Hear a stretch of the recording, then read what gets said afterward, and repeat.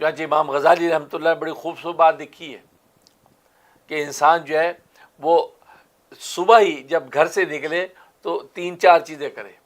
سب سے پہلے معاہدہ کرے.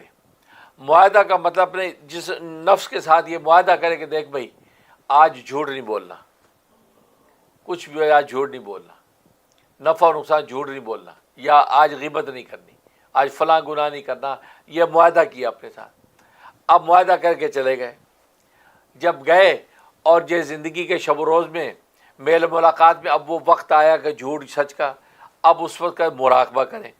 سوچے کہ یار یہ جھوٹ ہے یا جھوٹ نہیں ہے, یا یہ غیبت ہے یہ غیبت نہیں ہے, یا یہ ظلم ہے. مراقبہ کریں, مراقبہ کریں.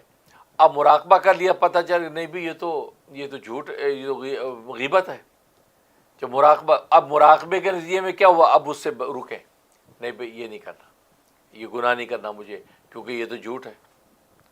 لیکن اگر خدا نہ خواستہ کر لیا تو جب واپس آئیں اب مراقبہ کریں. مراقبہ کا مطلب نفس کو سزا دیں کہ آج آپ نے 3 جھوٹ بولے ہیں, فی جھوٹ کے حساب سے اتنے پیسے راہ اللہ میں صدقہ کریں گے.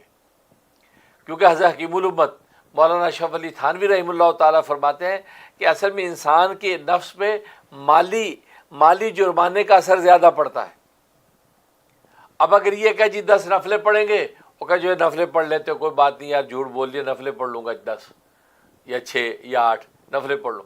لیکن پیسہ جیسے جیب سے نکلتا ہے وہ ہاتھ کی کمائی ہوتی ہے تو انسان پہ بھاری ہوتا ہے. لہٰذا جب تم نے طے کر لیا کہ ایک جھوٹ کے اوپر مجھے $10 دوں گا, 2 جھوٹ پہ $20, 3 جھوٹ پہ $30, اب $30 جب نکل گئے تو جس نے پر آور $5 کمائے ہیں تو اس کو پتہ ہے کہ $5 ایک گھنٹے میں کیسے کمائے جاتے ہیں. یا پاکستان انڈیا میں ہے تو وہاں پہ $100 جو ہے وہ جب ایک جھوٹ پہ دے دیا, 2 جھوٹ پہ 200, 3 جھوٹ پہ 300 نکل گئے. اب 300 جس سے کمائے ہیں اپنے ہاتھ سے اس کو پتہ کہ کیسے کمائے ہیں. اس لیے فرمایا کہ مالی جرمانہ لگائے تو مراقبہ, تو یہ مراقبہ ہوگا. تو اس طریقے سے انسان جب کرے گا تو یہ انسان سب سے پہلے معاہدہ کرے گا, پھر مراقبہ کرے گا, پھر محاسبہ کرے گا, پھر مراقبہ کرے گا. محاسبہ کا مطلب ہے کہ سب رات میں آ کے پورا محاسبہ کرے, خود احتسابی جس کو کہتے ہیں. محاسبہ کرے کتنی نیکیاں کی ہیں, کتنے گناہ کیے ہیں, کتنی برائیاں کی, پورا محاسبہ کرنے کے بعد اب کیلکولیشن کر کے اب اس پہ کوئی جرمانے لگا رہا ہے.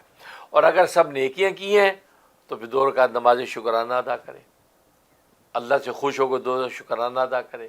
خوشی میں جو $5-10 خوشی کے اندر بطور شکرانے کے راہ اللہ میں دے دے. تو یہ محاسبے کے بعد تو معلوم یہ ہوا یہ خود احتسابی کا جو تصور ہے یہ کمال کا تصور ہے. جب تک یہ انسان کو حاصل نہ ہو کسی پیر و مرشد کی تعلیمات کے نتیجے میں بھی انسان پر اصلاح نہیں کروا سکتا. کیونکہ ظاہر ہے کہ پیر و مرشد بھی اس کی تعلیمات دے گا, اس کی اصلاح کرے گا, تو یہ خود احتسابی کے عمل میں خود نہیں ہے اور خود کسی نیکی کو نیکی یا گناہ کو گناہ نہیں سمجھ رہا ہے تو پھر آگے بڑھے گا کیسے؟ اسے خود احتسابی. اس لیے قرآن کا علیکم انفسکم, اپنی فکر کرو. اور آج آپ دیکھتے ہیں ہمیں اپنی فکر نہیں دوسروں کی فکر ہے.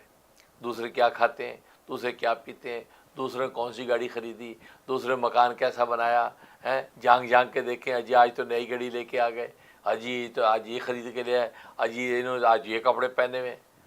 اپنی فکر کرو, دوسروں کی. علیکم انفسکم, اپنی فکر کرو. جب اپنی فکر کریں گے نتیجہ کیا ہوگا, اب انسان کے اندر جو ہے وہ یہ معاشرتی اصلاح و ارشاد پیدا ہونے لگے گا. جیسے ہر بندہ اپنی اپنی فکر کرے گا تو جیسے میں نے عرض کیا کہ آپ کے اس افراد کے مجموعے کا نام تو معاشرہ ہے. لیکن اگر آپ خود بے فکر ہو جائیں گے تو پھر ساتھ والا بھی بے فکر, وہ بھی بے فکر, سارا معاشرہ بے فکر ہو کر غافل ہو جائے گا.